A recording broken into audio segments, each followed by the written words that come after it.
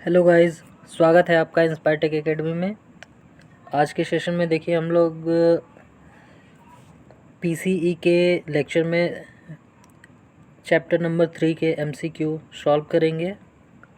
तो अगर आप लोगों ने प्रीवियस वीडियोस को नहीं देखे हैं, चैप्टर 1 और चैप्टर 2 के एमसीक्यू अगर नहीं देखे हैं तो आप प्लेलिस्ट में जाके उसको देख सकते हैं। बाकी कॉन्सेप्ट के साथ आपको बता चुके हैं। जो लोग चैनल पे नए हो चैनल को सब्सक्राइब कर दें, और जिन्होंने सब्सक्राइब किया है वो वीडियो को लाइक कर दें। देखिए, ये वीटीयूपी बोर्ड के अकॉर्डिंग इम्पॉर्टेंट क्वेश्चंस हैं जो आपके ऑब्जेक्टिव तौर पे आपके एग्जामिनेशन में पूछे जाएंगे। तो चलिए स्टार्ट करते हैं आज का सेशन 50 नंबर 1 क्वेश्चन के साथ। इससे पहले 50 क्वेश्चंस विथ एक्सप्लेनेशन हम करा चुके हैं। अब नेक्स्ट 51 टू नेक्स्ट हम लोग क्वेश्चन सॉल्व करेंगे एक्सप्लेनेशन के साथ। तो देखिए 51 नंबर क्वेश्चन क्या कह रहा है। 51 क्वेश्चन कह रहा है कि एएम सिग्नल की मॉड्यूलेशन इंडेक्स क्या होती है। मतलब कि जो एम्पलीट्यूड मॉड्यूलेशन एफएम होता है उसका मॉड्यूलेशन इंडेक्स कितना होता है। तो जो एफएम होता है उसका modulation index M F equal to delta F upon F M होता है। ठीक है, यानी कि जो डेल्टा एफ है वो आपका डेविएशन होता है, फ्रिक्वेंसी डेविएशन होता है, और एफ एम जो होता है मॉड्यूलेटिंग फ्रिक्वेंसी होता है। तो यहाँ से हम देख सकते हैं कि जो एम्पलीट्यूड जो फ्रिक्वेंसी मॉड्यूलेशन है, फ्रिक्वेंसी मॉड्यूलेशन की मॉड्यूलेशन इंडेक्स जो है वो डायरेक्टली प्रोपोर्शनल हो रहा है डेविएशन के, और आपके व्युत्क्रमानुपाती हो रहा है, इन्वर्सली प्रोपोर्शनल हो रहा है एफएम के। तो ऑप्शन में हम लोग ढूंढेंगे कि ऐसा कोई ऑप्शन है या नहीं। तो देखिए ऑप्शन में अगर हम लोग देखेंगे तो ऑप्शन ए क्या कह रहा है, मॉड्यूलेटिंग सिग्नल के आयाम के समानुपाती होता है। तो ऐसा तो कुछ हम लोग फार्मूला में देखे नहीं है, तो ऑप्शन ए कैंसिल हो गया। बी ऑप्शन कह रहा है मॉड्यूलेटिंग फ्रीक्वेंसी के समानुपाती होती है, तो ऐसा भी हमारा फार्मूला में नहीं था, तो ये भी कैंसिल हो गया। विचलन के व्युत्क्रमानुपाती होता तो समानुपाती है, तो यहाँ पे व्युत्क्रमानुपाती है, इसलिए ये, यानी कि हमारा डी ऑप्शन सही हो गया। और डी ऑप्शन क्या कह रहा है, विचलन के समानुपाती यानी कि डेल्टा एफ के समानुपाती तथा मॉड्यूलेटिंग फ्रीक्वेंसी के व्युत्क्रमानुपाती अपॉन अपॉन एफ एम, ये क्या हो जाता है, मॉड्यूलेशन इंडेक्स एफ एम। ठीक है, तो ऑप्शन डी इसका राइट आंसर हो जाएगा। 52 नंबर क्वेश्चन की अगर हम लोग बात करेंगे तो 52 नंबर क्वेश्चन कह रहा है, भारत में रेडियो ब्रॉडकास्टिंग के लिए सामान्यतः कौन सा सिस्टम यूज किया जाता है। तो आपको पिछले लेक्चर में भी हमने बताया था कि कहीं पे भी अगर हमें रेडियो की बात करेंगे, हम रेडियो ट्रांसमिशन की, ठीक है, तो इसमें हमारा एफएम होगा। क्यों होगा, क्योंकि रेडियो ट्रांसमिशन में हमारा ऑडियो सिग्नल ही ट्रांसमिट होता है, और ऑडियो का हम हमेशा फ्रीक्वेंसी मॉड्यूलेशन करते हैं। क्यों, क्योंकि ऑडियो में ही फ्रीक्वेंसी होती है। ठीक है, तो हमारा रेडियो के लिए, और बाकी जब पिक्चर की बात की जाएगी यानी कि टीवी में जब पिक्चर की बात की जाएगी तो उसके लिए हम एफएम का इस्तेमाल करते हैं। ठीक है, तो यानी कि इसका ऑप्शन बी राइट आंसर हो जाएगा। Option B is the right answer 52 का। नेक्स्ट क्वेश्चन की अगर हम लोग बात करेंगे, कह रहा है 53 नंबर क्वेश्चन, एएम की तुलना में एफएम का निम्न में से उपयोग नहीं है। उपयोग नहीं होने की बात कर रहा है। ठीक है, तो एफएम का उपयोग नहीं होने की बात कर रहा है, तो एफएम में शोर कम होता है, तो ये तो होता है, ये सही है। बी ऑप्शन मॉड्यूलेटिंग कम मॉड्यूलेटिंग शक्ति की आवश्यकता होती है, ये भी सही है। ठीक है, ये ट्रांसमिटेड शक्ति अधिकतम उपयोग होती है, ये भी सही है। यानी कि ऑप्शन डी, यानी कि कम बैंडविड्थ की आवश्यकता होती है, ऐसा नहीं होता है। एफएम में जो होता है हमारा बैंडविड्थ जो होता है वो हमको ज़्यादा चाहिए होता है, तो ऑप्शन डी इसका राइट आंसर हो जाएगा। तो अगर हम लोग बात करेंगे इस 53 का सही आंसर की तो ऑप्शन डी, क्योंकि यहाँ पे नहीं पूछा है। ठीक है, सही ऑप्शन कहता तो सही हमारा ये तीनों हो जाता है, ये नहीं कह रहा है, इसलिए इसका डी ऑप्शन राइट आंसर होगा। ठीक है, ध्यान से क्वेश्चन पढ़ना चाहिए, क्योंकि क्वेश्चन में मोस्टली बच्चे यही गलत कर देते हैं। ठीक है, वो कंपैरिजन करने लगते हैं और यहाँ पे नहीं कहा है, नहीं को ध्यान नहीं देते हैं। तो आप लोग इस तरीके की गलतियाँ नहीं करेंगे। ठीक है, अब देखिए नेक्स्ट क्वेश्चन की बात करेंगे। 54 नंबर क्वेश्चन कह रहा है आपका कि एफएम तरंग की में एफएम मॉडुलेटिंग आवृत्ति है, डेल्टा एफ अधिकतम डेविएशन है। ठीक है, और पूछ रहा है कि इसकी बैंडविड्थ कितनी होती है। तो बैंडविड्थ जो होती है एफएम की वो होती है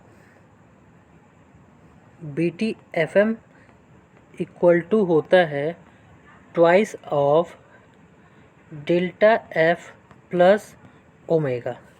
ठीक है, डेल्टा एफ प्लस ओमेगा, यानी कि 2 डेल्टा एफ प्लस ओमेगा होता है बैंडविड्थ आपके एफएम सिग्नल की। तो ऑप्शन हमारा देखेंगे, ए ऑप्शन नहीं होगा, बी भी नहीं होगा, सी ऑप्शन राइट आंसर हो जाएगा। ठीक है, यहाँ पे देखिए ओमेगा या हम एफएम, ओमेगा हम मानते हैं। ठीक है, स्टैंडर्ड बुक में ओमेगा माना जाता है मॉडुलेटिंग फ्रिक्वेंसी को। ठीक है, तो और यहाँ पे नॉर्मली एफएम मान सकते हैं। तो ऑप्शन बी इसका, सी इसका राइट आंसर होगा। ठीक है, नेक्स्ट क्वेश्चन की हम लोग बात करेंगे। 55 नंबर क्वेश्चन देखिए, बहुत ही मोस्ट इम्पॉर्टेंट क्वेश्चन है। ठीक है, क्योंकि ये इसमें स्पेक्ट्रम के अकॉर्डिंग क्वेश्चन को सॉल्व किया जाता है। ठीक है, तो देखिए जो एफएम सिग्नल होता है वो SFMT, जिसका मेन सिग्नल होता है वो होता है AC cos 2π FCT प्लस। अब देखिए इसके बाद जो ये हमारा कैरियर सिग्नल है इसमें मैसेज सिग्नल जुड़ता है। तो फिर यहाँ पे जो है आपका 2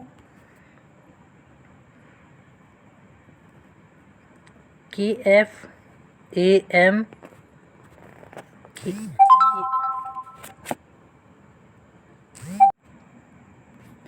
इसका फॉर्मूला होता है। ठीक है, तो अब देखिए यहाँ से हम कंपैरिजन करेंगे। यहाँ पे कह रहा है ये स्टैंडर्ड फार्मूला होता है।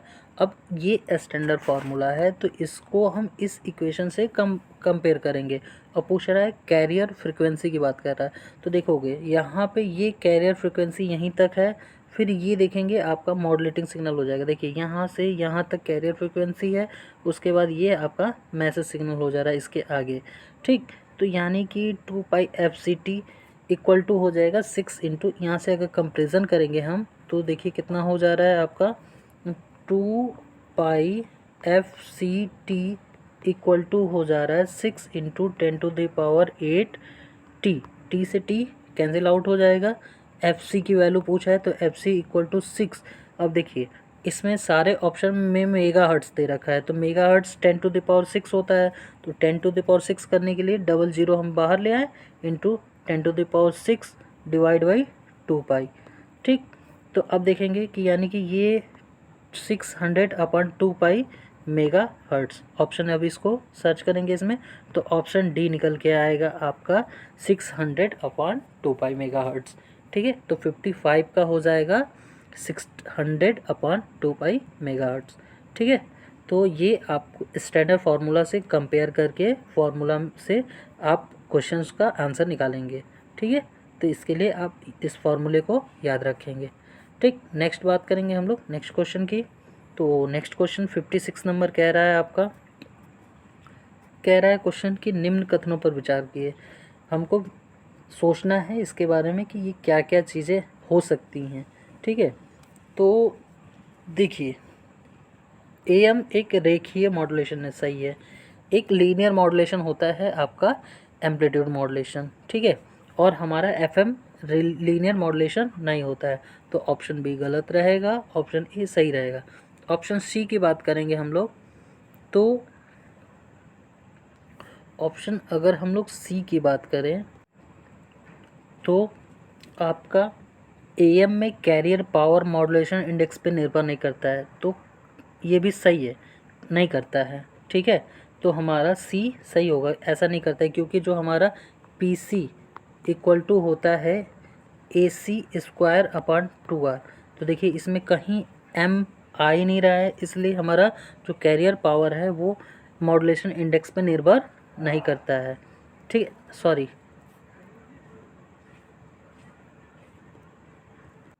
निर्भर करता है लिखा हुआ है और यहाँ पे निर्भर नहीं करता है, तो ये ऑप्शन सी भी गलत हो जाए। निर्भर करता है, यहाँ पे देखिए फॉर्मूले में कहीं एम नहीं आ रहा है यानी कि निर्भर नहीं कर रहा है, और यहाँ पे सी कह रहा है कि निर्भर करता है, तो ऑप्शन सी गलत हो जाएगा।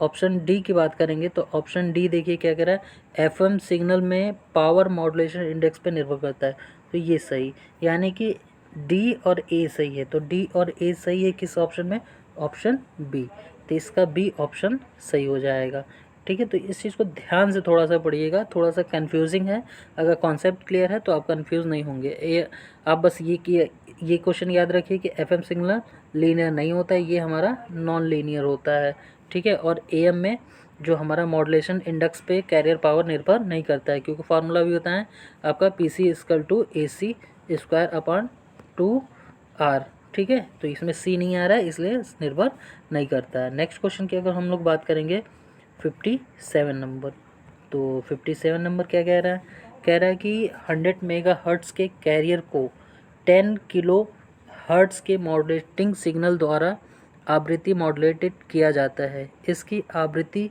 विचलन आपका 50 हर्ट्स दे रखा है, तो मॉड्यूलेशन इंडेक्स का मान निकालना है। तो मॉड्यूलेशन इंडेक्स की वैल्यू क्या होती है, मॉड्यूलेशन इंडेक्स का मान M F equal to delta F upon F M होता है फार्मूला। अब इसी फार्मूले पर रखना है, ये हमारा कैरियर पावर कैरियर फ्रिक्वेंसी है, ये हमारा मॉड्यूलेटिंग फ्रिक्वेंसी है, ठीक है। बाकी हमारा ये दे रखा है, तो आप देखेंगे फार्मूला 50 अपॉन 10, तो क्या हो जाएगा 5 इसका आंसर हो जाएगा। तो 57 का बी ऑप्शन राइट आंसर हो जाएगा, ठीक है। तो डायरेक्ट फार्मूला पे क्वेश्चन था तो इसका बी ऑप्शन सही हो जाएगा, ठीक है। तो नेक्स्ट क्वेश्चन की बात करेंगे, प्री एम्फेसिस सर्किट प्रयोग किया जाता है। तो प्री एम्फेसिस और डी एम्फेसिस दो चीज़ें होती हैं, ठीक है। तो प्री एम्फेसिस का मतलब होता है बिफोर द मॉड्यूलेशन, यानी कि मॉड्यूलेशन से पहले, मॉड्यूलेशन से, यहाँ पे प्री एम्फेसिस के बारे में पूछ रहा है, डी एम्फेसिस नहीं। तो pre emphasis before the modulation, before the modulation, ठीक है। तो ऑप्शन देखेंगे हम लोग, तो मॉड्यूलेशन से पूर्व, यानी कि बी ऑप्शन 58 का सही हो जाएगा। तो यहाँ पे देखिए प्री एम्फेसिस डी एम्फेसिस दो चीज़ें होती हैं, ठीक है। तो ये मॉडल प्री एम्फेसिस मॉड्यूलेशन से पहले और डी एम्फेसिस मॉड्यूलेशन के बाद किया जाता है। जो हम प्री एम्फेसिस करते हैं, सिग्नल को जो ब्रेक आए रहते हैं उसको रिकवर करने के लिए प्री एम्फेसिस करते हैं, वही चीज़ जो है डी एम्फेसिस के द्वारा उसको हटाया जाता है, ठीक है। तो इसका ऑप्शन बी इसका राइट आंसर हो जाएगा। नेक्स्ट हम 59 नंबर की बात करेंगे, क्वेश्चन नंबर। तो कह रहा है एफएम सिग्नल की इन्फॉर्मेशन, यानी कि सूचना कहाँ होती है, ठीक है। तो आपको हमेशा याद रखना चाहिए कि जो एफएम सिग्नल की इन्फॉर्मेशन होती है वो आपके फ्रिक्वेंसी में होती है, क्योंकि ये फ्रिक्वेंसी मॉड्यूलेशन कर रहे हैं, यानी कि हम फ्रिक्वेंसी मॉड्यूलेशन में करेंगे तो उसके आवृत्ति में ही चेंज करके ही हम उसका मॉड्यूलेशन करते हैं। तो ऑप्शन बी इसका राइट आंसर हो जाएगा। ये वेरी सिंपल क्वेश्चन है, ठीक है। नेक्स्ट क्वेश्चन की अगर हम लोग बात करेंगे तो नेक्स्ट क्वेश्चन 60 नंबर क्वेश्चन कह रहा है आपका एफएम मॉड्यूलेशन इंडेक्स की वैल्यू, ठीक है। तो इसका फॉर्मूला तो हम लोग बताए थे, M F equal to delta F upon F M, ठीक है। तो ऑप्शन सी इसका राइट आंसर हो जाएगा। तो 60 का option C right answer, formula है डायरेक्ट, ठीक। नेक्स्ट क्वेश्चन की अगर हम लोग बात करेंगे तो नेक्स्ट क्वेश्चन देखिए, नेक्स्ट क्वेश्चन कह रहा है आपका मैचिंग का क्वेश्चन है। तो मैचिंग के लिए हम लोग देखेंगे 61 नंबर, इसको मैच करना है। तो कह रहा है ऑप्शन ए जो दे रखा है DSSB AM, और सारी चीज़ की बैंडविड्थ इधर दे रखी है, ठीक। तो आप बैंडविड्थ को किसकी कितनी बैंडविड्थ होती है ये चीज़ आप ध्यान रखिए, ठीक है। तो जो बैंडविड्थ होती है वो ट्वाइस ऑफ होती है DSSB AM की। तो डी का ऑप्शन नंबर बी दूसरा हो जाएगा, ये इसके साथ चला जाएगा।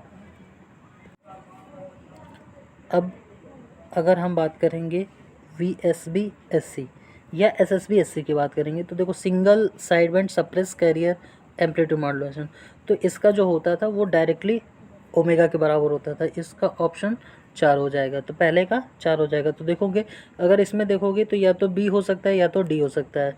आप दो को एलिमिनेट कर सकते हो, तो आपका ए तो पहले कैंसिल हो गया, सी भी पहले कैंसिल हो गया। अब 2 है, 2 में से एलिमिनेट करना है, 2 हमको पता है, ठीक। तो अब देखिए जो हमारा FM होता है, FM जो होता है उसकी बैंडविड्थ जो होती है वो delta F up plus FM होती थी, यानी कि वो मॉड्यूलेशन इंडेक्स पे निर्भर करती थी। यानी कि ये आपका FM का भी हो जाएगा और इसका 3 हो जाएगा। तो देखेंगे हमारा पहले का चौथा हमारा बी में है, सी में भी है। तो अब सेकंड देंगे FM बी का 1 इसमें भी है, इसमें भी है, दोनों में भी है। अब नेक्स्ट भी आपको याद रखना पड़ेगा VSSB SC। अब इसमें क्या होता है, जो आपका ये ट्वाइस से कम होता है और सिंगल से ज़्यादा होता है, तो यानी कि इसका 3 हो जाएगा। तो 3 का 3 इसमें है, यानी कि डी ऑप्शन गलत हो जाएगा, बी इसका राइट आंसर हो जाएगा। तो यहाँ पे हमारा राइट आंसर हो जाएगा बी, और मैचिंग हम आपको करके दिखा चुके हैं, ठीक है। तो इस तरीके से आप क्वेश्चन को सॉल्व करेंगे। 62 नंबर क्वेश्चन की अगर हम लोग बात करेंगे तो 62 नंबर क्वेश्चन कह रहा है एक FM सिग्नल का इक्वेशन दे रखा है, ठीक है। FM सिग्नल का इक्वेशन दे रखा है और कुछ पूछ रहा है कि कैरियर की मैक्सिमम विचलन, ठीक है, डेविएशन पूछ रहा है। तो आप याद रखिएगा, इससे पहले भी हम आपको ये क्वेश्चन इस तरीके के क्वेश्चन बता चुके हैं, जिसमें बताए थे कि जो स्टैंडर्ड फॉर्म होता है FM सिग्नल का उससे हम कंपैरिजन करते हैं और कंपैरिजन करने के बाद जो वैल्यू आती है उसको हम लोग लिखते हैं, ठीक है। तो कंपैरिजन करेंगे तो कह रहा है कंपैरिजन करने के बाद जो है हमारा कंपैरिजन करने के लिए हमारा फॉर्मूला होता है SFM equal to AC cos 2 pi FCT plus 2 pi KF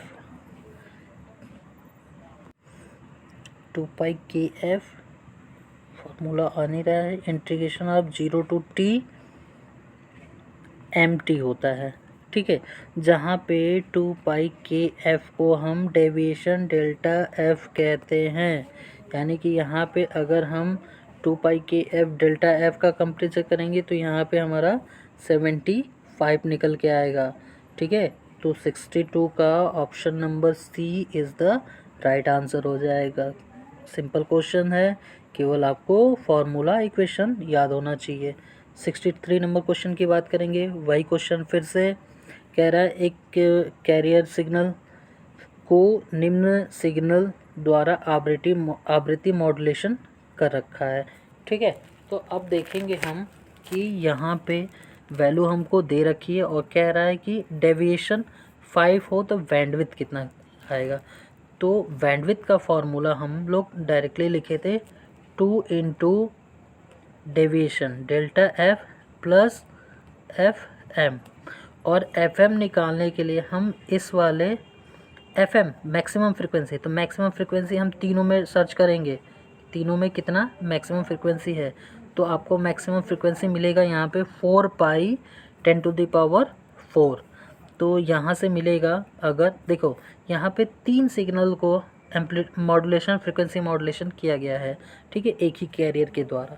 तो यहाँ पे इन तीनों में से जो मैक्सिमम होगा उसी को हम कंसिडर करेंगे, तो यही वाला हमारा मैक्सिमम है। इसको 2 पाई FT से अगर हम लोग 2 पाई FT से अगर हम लोग कंपेयर कर रहे हैं, 2 पाई FT से कंपेयर कर रहे हैं हम लोग, FT से अगर हम लोग कंपेयर कर रहे हैं तो T से T कैंसिल हो जाएगा, 2 पाई से यहाँ पे 2 पाई कैंसिल होगा, बचेगा 2 पाई, यानी कि 2 बचेगा 2 इंटू 10 टू द पावर 4, ठीक है। एक मिनट, बचा हमारा यहाँ से 2 × 10⁴ और डेविएशन हमारा +5 दे रखा है, ठीक है, और × 2। तो यानी कि अगर हम देखेंगे तो 5 × 10, 10 × 5 + 2 को ऐड करेंगे ना हम लोग। तो अगर हम लोग ऐड करते हैं तो यहाँ से हो जाएगा आपका, यहाँ से देखेंगे ऑप्शन में थोड़ा सा मिस्टेक दिख रहा है, कोई बात नहीं, हम लोग नियरेस्ट वैल्यू को लेके चलेंगे। तो देखेंगे 2 × यहाँ पे अगर हम इसको किलो हर्ट्ज़ में करेंगे तो 5 + 20 हो जाएगा, ठीक है, 20 हो गया, और यानी कि 25 प्लस, यहाँ पे कुछ ऑप्शन में मिस्टेक है। इस क्वेश्चन को हम लोग बाद में क्वेश्चंस को एक बार फिर से 1 मिनट देखते हैं हम लोग, क्वेश्चन में कहीं मिस्टेक है। चलिए नेक्स्ट क्वेश्चन हम लोग देखते हैं।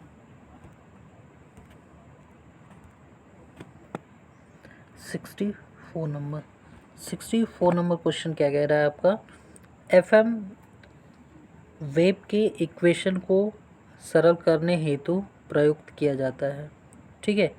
तो जो हमारा FM इक्वेशन है उसको अगर हमें सॉल्व करना है ईज़िली, अगर ईज़िली सॉल्व करना है तो उसके लिए हमें हमेशा बेसल फंक्शन, जो आपका हम लोग फोरियर सीरीज़ पढ़ते हैं उसी से निकल के आता है बेसल फंक्शन, ठीक है। क्योंकि जो हमारा बेसल फंक्शन के ही माध्यम से बहुत सारे बैंडविड्थ जो है हमारे और बहुत सारे फ्रीक्वेंसी लेवल्स इस पे शो कराए जा सकते हैं, ठीक है, जिससे हमारा एक्यूरेट वैल्यू डिसाइड होता है, ठीक है। इधर लोअर इधर अपर, इस तरीके से जो हम लोग एम्पलीट्यूड मॉड्यूलेशन में करते थे वैसे ही इधर भी, ठीक है। तो इसका बेसल फंक्शन राइट आंसर हो जाएगा। नेक्स्ट क्वेश्चन की अगर हम लोग बात करेंगे, FM वेव का नॉइज़, नेक्स्ट क्वेश्चन कह रहा है आपका FM वेव पर नॉइज़ का इफ़ेक्ट कितना होता है AM के कंपैरिजन में। तो AM के कंपैरिजन में FM का जो नॉइज़ होता है वो कम होता है हमेशा, यानी कि FM का नॉइज़ जो होता है वो लेस देन होता है AM के नॉइज़ के। तो हमेशा ये चीज़ याद रखिएगा, ठीक है। तो नेक्स्ट क्वेश्चन की अगर हम लोग चैप्टर नंबर 4 पे चलें तो जल्दी हम लोग चैप्टर नंबर 4 के भी क्वेश्चंस कर लेते हैं। तो चैप्टर नंबर 4 क्या कह रहा है कि 66 नंबर कह रहा है निम्न मॉड्यूलेशन टेक्निक पर विचार करना है। इसमें से एंगल मॉड्यूलेशन, तो एंगल मॉड्यूलेशन जो होता है वो हमेशा FM एंड PM होता है, यानी कि फ्रीक्वेंसी मॉड्यूलेशन और फेज मॉड्यूलेशन, ठीक है। तो इसमें ऑप्शन क्या क्या है हमारा, तो यहाँ पे PM है और FM है, यानी कि B और C इसका राइट आंसर होगा कंबाइंड रूप से, ठीक है। AM तो हमारा लीनियर मॉड्यूलेशन होता है और PAM जो होता है वो हमारा पल्स एम्पलीट्यूड मॉड्यूलेशन होता है, तो ये भी नहीं होगा, ठीक है। तो अगर हम लोग देखेंगे कि ऑप्शन के अकॉर्डिंग तो हमारा B और C ऑप्शन C में आ रहा है, ठीक है। तो इसका ऑप्शन C राइट आंसर हो जाएगा, ठीक। अब देखिए एडवांटेज पूछ रहा है AM का FM की तुलना में एडवांटेज, तो FM तो हमारा ऑलमोस्ट बेटर है ही, बट इसमें जो है एक और ड्रॉबैक है कि इसमें जो होता है आपको बैंडविड्थ की अधिक आवश्यकता पड़ती है, ठीक है, और जो हमारा AM होता है उसमें बैंडविड्थ की कम आवश्यकता पड़ती है। तो SNR का कोई मतलब नहीं है और कम मॉड्यूलेटिंग पावर का भी कोई मतलब नहीं है, इसका B ऑप्शन सही हो जाएगा। यानी कि बैंडविड्थ जो होता है ट्रांसमिशन में मोस्ट इम्पॉर्टेंट फैक्टर होता है, ठीक है। बैंडविड्थ को ही बचा के हम पावर भी बचा सकते हैं, ठीक है, ट्रांसमिटिंग या रिसीविंग सारी चीज़ या SNR। तो इसका B ऑप्शन राइट आंसर हो जाएगा। 68 नंबर क्वेश्चन पे चलेंगे हम लोग। तो 68 नंबर क्वेश्चन के लिए आपको याद रखना है कि जो हम स्टैंडर्ड फॉर्म AM का इक्वेशन बताए हैं, FM का बताए हैं, वैसे PM का भी होता है। तो जो PM का स्टैंडर्ड फॉर्म होता है वो आपका होता है S PM equal to AC cos 2 pi FCT plus KP AM cos 2 pi FMT होता है। ठीक है, तो ये आप स्टैंडर्ड फॉर्म याद रखेंगे। अब इसी स्टैंडर्ड फॉर्म से आप इस इक्वेशन को कंपैरिजन करेंगे और फॉर्म जो भी क्वेश्चंस कहेगा आप निकालेंगे। तो इसमें कह रहा है कि मॉड्यूलेशन इंडेक्स, ठीक है, तो इसमें जो मॉड्यूलेशन इंडेक्स होता है यानी कि ये जो हमारा KP/AM होता है, KP/AM होता है, इसी को हम डेल्टा फाई भी कहते हैं।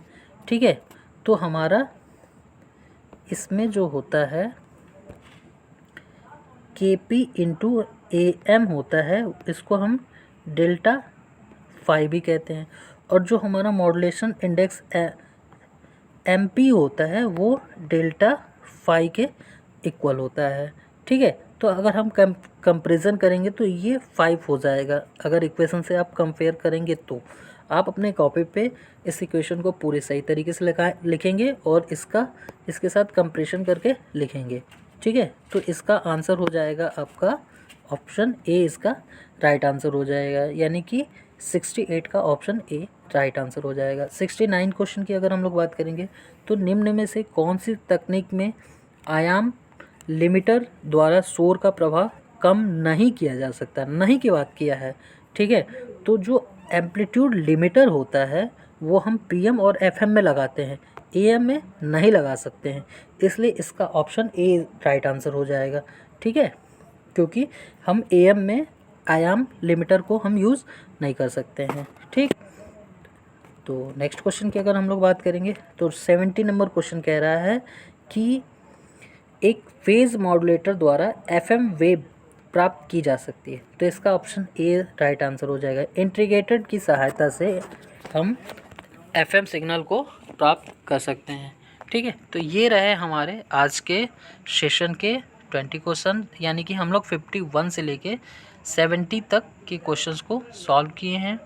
अगर आपको क्वेश्चंस अच्छे लगे और एक्सप्लेनेशन अच्छे से समझ में आ रहा है तो वीडियो को लाइक करना ना भूलें और चैनल को ज़्यादा से ज़्यादा सब्सक्राइब करने की कोशिश करें। क्यों? क्योंकि ये आपका नया चैनल है और अदर कॉलेज टेक्निकल का है और ख़ास तौर से BTUP बोर्ड के स्टूडेंट के लिए ये बनाया गया है। तो आप ज़्यादा से ज़्यादा लोगों से कह के इस चैनल को सब्सक्राइब कराएं और ज़्यादा से ज़्यादा पॉलिटेक्निक्स के ग्रुपों में शेयर करें। मिलते हैं नेक्स्ट वीडियो में चैप्टर नंबर 5 के ऑब्जेक्टिव क्वेश्चंस के साथ। तब तक के लिए धन्यवाद।